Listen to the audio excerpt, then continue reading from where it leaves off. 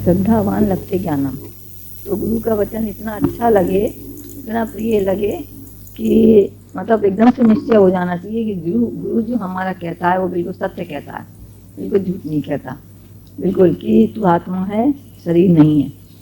क्योंकि ये फिर आपका अनुभव भी हो जाता है, इसमें आते आते देखते हैं तो वो उसी की याद रहे, 24 घंटा उसी की याद रहे। गुरु क्या कहता है, कौन सा वचन बोलता है मेरे लिए, मेरे उद्धार के लिए आज कौन सा वचन है, मैं कैसे लगाऊं जीवन में, है ना। तो उसकी याद हर समय 24 घंटे उसकी याद है। तो जैसे भगवान की याद है, क्योंकि भगवान के ही वचन है, निराकार के ही वचन है, बाकी उसके अपने तो है नहीं। क्योंकि मुनियों, ऋषियों, तपियों सबके मुख से ये वचन निकले हैं, सबके मुख से। शास्त्र तो देखिए बाद में हुए, पहले ऋषि मुनि तपियों जितने भी हुए हैं इनके मुख से ये वचन निकले हैं, क्योंकि उनके अनुभव से निकले हैं, सबके अनुभव से निकले हैं ये मुनियों। ऐसे ही गुरु के अनुभव से निकले हैं। खाली गुरु की वाणी कह के नहीं छोड़ देना, गुरु ऐसा कहता है, गुरु ऐसा कहता है, तो गुरु का अनुभव तुम्हारा अनुभव हो जाए। गुरु की याद में, गुरु की बातों में, मतलब उसकी बातें क्या कहता है, ज्ञान क्या बताता है, वैसे याद क्या करेंगे, उसकी ज्ञान से मतलब है।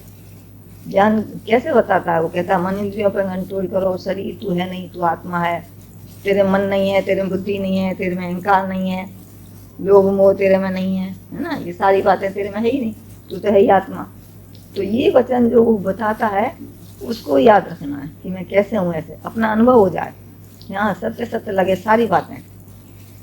तो तुम्हारा अनुभव हो जाता है तो जैसे हर समय गुरु की याद है, क्योंकि तुम उसी में रहते हो ना, उन्हीं वचनों में, उन्हीं वचनों में रहते हो। तो जैसे तुम्हें गुरु की याद है तो तुम उसका स्वरूप हो जाते हो, उसका फिर तुम्हारी निश्चयात्मक बुद्धि भी हो जाती है। संशयात्मक बुद्धि जो थी, संशयात्मक बुद्धि विनश्यते, और निश्चयात्मक बुद्धि तुम्हें मुक्त करती है, तारती है। बाकी और कोई बात तुम्हें मुक्त नहीं करेगी, आनंद नहीं देगी, शांति नहीं देगी। मैं आत्मा हूँ यही निश्चय करना है। बाकी संशयात्मक बुद्धि के तो बहुत सारे ख्याल हैं, माया के तो बहुत सारे ख्याल हैं। अब ये करना है, ये नहीं करना, अब यहाँ जाना है, यहाँ नहीं जाना है, ऐसा करना है, वैसा करना है, पार्टी में जाना है, शादी में जाना है, मुरादी में, ये सब बातें बहुत आती हैं। ये संशयात्मक बुद्धि, कमाना है, बहुत सी बातें हैं। मायावी बुद्धि, ये संसारी बुद्धि बहुत सारी हैं। पर निश्चयात्मक बुद्धि का एक ही ख्याल है कि मैं आत्मा हूँ, यही निश्चय करना और यही सत्य है। बाकी तो माया की बुद्धि तो सारी मिथ्या है। जितनी भी बुद्धि आपने चलाई रखी, कोई भी आनंद शांति नहीं दी किसी ने भी। इसलिए निश्चय हो जाना चाहिए कि आत्मा ही सत्य है, बाकी तो सब मिथ्या है। फिर आप अगर किसी के साथ बैठे भी हैं तो मैं मेरे की दुनिया से अलग बैठे हैं, घर में ही बैठे हैं, तो जब अगर मैं मेरा समझ के बैठते हैं आप, मैं हूँ, मेरा है, मेरा बच्चा, मेरा घर, मेरा द्वार, ये समझे बैठे हैं, तो है कहाँ मैं, मेरा है कहाँ। उसे भगवान करके देखेंगे, भगवान ही भगवान है, एक ही आत्मा है। तो वहाँ ये भी ख्याल ऑटोमेटिकली खत्म हो जाता है आपका कि मैं हूँ और मेरा है। वहाँ कर्तव्य, ड्यूटी, फर्ज भी कुछ भी नहीं रहता, वो तो जैसे हो जाता है अपने से ही। आप देखेंगे वहाँ मैं मेरे के लिए नहीं हो रहा है, मैं मेरे के दायरे में नहीं है। आप जब आप अपना निश्चयात्मक बुद्धि बना लेते हैं कि मैं आत्मा हूँ और आत्मा ही सत्य है, तो फिर सर्वत्र एक ही आत्मा हो जाती है, सर्वत्र मैं ही हो जाता है। तो फिर मैं ही मैं प्रेम से कार्य होता है, वहाँ आपकी फर्ज ड्यूटी कुछ भी नहीं रह जाती है। पहले जो फर्ज ड्यूटी मान के चलते थे कि नहीं मैं ऐसा नहीं करूँगा तो कैसे होगा, अब भी बहुतों के सवाल रहते हैं। तो ये सवाल तो एकदम संशयात्मक बुद्धि वालों के हैं, मैं नहीं करूँगा तो कैसे होगा। तो मैं कहाँ है, मैं तो खलास, मैं तो ये शरीर हूँ नहीं, और इस शरीर से ही भगवान फिर कार्य लेता है।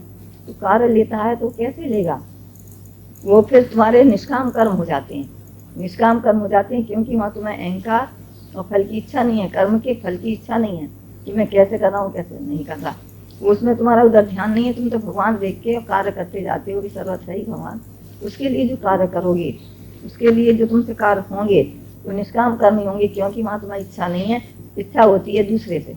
जब तुम्हारी इच्छा ही खलास हो गई, इच्छा ही नहीं है तुम्हें, तुम तो कार्य करते जाते हो। बच्चे से भी तुम्हें इच्छा नहीं है कि बड़ा होगा मुझे खिलाए, क्योंकि तुम्हारे आगे कार्य आया है, भगवान ने दिया है, तो तुम्हें निष्काम कर्म ही करना पड़ेगा। क्योंकि फल अगर रखा तुमने सामने तो तुम दुखी हो जाओगे, फल तुम्हारे अनुसार नहीं मिलेगा। हो सकता है तुम्हारे अनुरूप ना मिले, तुम चाहते क्या हो और सामने वाला क्या दे और ना दे, है ना, रिटर्न में ना दे, तुम्हें प्यार ना करे, तुम्हें पूछे नहीं, तो बहुत सी बातें। और अगर तुम निष्काम कर्म करते हो, निष्कामी होके रहते हो, तो जो तुम्हें जो भी मिलेगा उसमें भी तुम शुक्राना मानोगे, जितना भी तुम्हें क्योंकि हर हालत में शुक्राना मानने की तो पहले ही आदत हो जाती है, पहले से ही शुक्राना मानते जाते हो कि इतना भगवान जो कुछ है उसका भी शुक्राना, जो कुछ मिल रहा है उसका भी शुक्राना, हर हालत का शुक्राना मानोगे। कोई दे रहा है तो शुक्राना, नहीं दे रहा है, क्योंकि तुम्हारी तो उन्नति हो रही है ना, हर समय देखेंगे आपकी उन्नति, क्योंकि यहाँ से भी आप छूटे, मोह से भी छूटे और द्वेष से भी छूटे। मोह से भी छूट जाएंगे क्योंकि मैं ही तो हूँ, वहाँ भी छूटे, और द्वेष से भी छूटे क्योंकि मैं ही तो हूँ, है ना।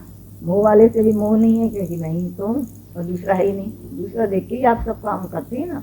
तो दोनों बातों से तुम ऊपर उठते जाते हो, सब बातों से। तो इसलिए मतलब एक ही एक देख के, तो कब होता है ये, जबकि तुम्हारी एक ही एक निश्चय आत्मा बुद्धि हो जाती है, ये आत्मा ही आत्मा है, एक ही आत्मा मैं सच हूँ, और यही आपको निश्चय करना है। और इसी में आपकी मतलब स्थिर बुद्धि के जो लक्षण आते हैं, इसी में आते हैं बुद्धि ठहर जाए, आत्मा में ही ठहर जाए, आत्मा में ही। तो ये अज्ञान दूर हो गया ना, जो अज्ञान था पहले पड़ा हुआ था कि मैं शरीर हूँ, मैं मेरे में मन आता है, मेरे में इंद्रिय हैं, मेरे में विकार हैं, क्योंकि तुम इस सब बातों की देखने वाले हो गए।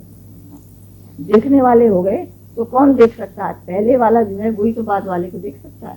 ये भी आपको पता चल रहा होगा, जब मैं पहले वो हूँ, मैं पहले आत्मा हूँ, तब मैं बाद वाले को, अपने को देख रहा हूँ। मन भी बाद में है तो बुद्धि भी बाद में है, बुद्धि भी कहाँ जाती है, मन भी कहाँ जाता है, इंद्रियां भी कहाँ दौड़ धूप कर रही है, आपको सब पता चलता है। तो पता चलता है कि हाँ सचमुच ही मैं ये नहीं हूँ, मैं कहाँ फंसा पड़ा था, बाद वाले में क्यों फंसा पड़ा था, मैं पहले जो आत्मा हूँ। तभी तो आप दृष्टा साक्षी हुए, दृष्टा कैसे हो गए, तो आपको सब पता भी चल जाता है। पर फिर भी आप निश्चय करने में क्यों देरी करते हैं, इससे पता चलता है कि श्रद्धा नहीं है पूरी पूरी। आपको मानना ही पड़ेगा कि जो गुरु जो कहता है बिल्कुल सत्य कहता है, और एक आत्मा ही सत्य है, परमात्मा ही सत्य है। जब आप एक बार मान लेते हैं तो आपका देखिए मन से फिर नहीं आएगा दौड़ के, ये आत्मा ही सत्य है और ये जगत मिथ्या है, जगत जो सारी बातें हैं ये मिथ्या है। फिर ऑटोमेटिकली जैसे आपकी कट होती जाती हैं, फिर आपका ध्यान ही नहीं जाएगा कि मेरा मन क्या कहता है, दुनिया क्या कहती हैं। तो कोई भी वैसे भी कोई भी कर्म हो जाता है, जब आपकी एक बार निश्चयात्मक बुद्धि हो गई, कोई भी कैसा भी कर्म होगा तो फौरन कहेंगे मैंने कुछ किया ही नहीं है, मैं कुछ करता ही नहीं हूँ, मुझसे कुछ होता ही नहीं है, जो जाने मुझसे कुछ हो तो सुख उसको का ही ना ही हुए, उसको सुख भी नहीं है। अगर वो ये कहता है कि मुझसे कुछ होता है तो अभी सुखी अभी दुखी भी हो जाएगा। तो ऐसे जो है उसके सारे बंधन सारे ये सब कटते जाते हैं। पर एक आत्मा को जिसने जान लिया, आत्मा से और आत्मा को ही जान सके, एक आत्मा को जान लिया तो जिस सब कुछ जान लिया। फिर आपको बहुत सी पढ़ने की, लिखने की, देखने की, सुनने की फिर जैसे इच्छा ही नहीं रहती है। एक आत्मा को ही फिर कितना भी आप शास्त्र हैं, वेद हैं, कहेंगे अरे तो मैंने सब कुछ जान लिया, मुझे इसके जानने की जरूरत नहीं, क्योंकि मेरे में ये बात ही नहीं है और बात भी नहीं है, मैंने जान लिया अपने स्वरूप को, तो क्या देखूं, क्या पढ़ूं, क्या सुनूं, है ना, क्या सुनूं, अब किसी के मुख से भी क्या सुनूं। तो एक इसको जानने के बाद आपको देखेंगे कोई इच्छा ही नहीं रहेगी कि मैं कहीं भी कुछ सुनूं या कहीं भी कुछ पढ़ूं। तो इसीलिए बार बार मतलब गुरु हमारा स्ट्रेस करता है इस बात पे, और अपना भी अनुभव यही है कि एक आत्मा को समझने के बाद, जानने के बाद, और समझना भी क्या है, पहले से ही हुआ है, और ज्ञान आ गया था तो उसको हटाता है गुरु। तो तेरे में यह ज्ञान है ही नहीं, वो तो साफ कहता है तू आत्मा है, तेरे में यह ज्ञान आया कहाँ से, तेरे में अज्ञान क्यों आया, आया इसलिए मैं हूँ और मेरा है, इस शरीर के कारण, देह अध्यास के कारण। पर तू देह ही नहीं है, साफ को पहले ही दिन बता दिया तू देह नहीं है, तू है ही आत्मा। तो इस पे आपको विश्वास करना ही पड़ेगा। नहीं विश्वास रखेंगे तो आप ही को दुख भोगना पड़ेगा, तो अनेकों सहेंगे अनेक संताप। तो ये आपने अपना ही अहित कर दिया ना। तो गुरु कहता है तू अपना तो हितैषी, अपना तो ये दुश्मन न बन, अपना तो कम से कम हितैषी बन।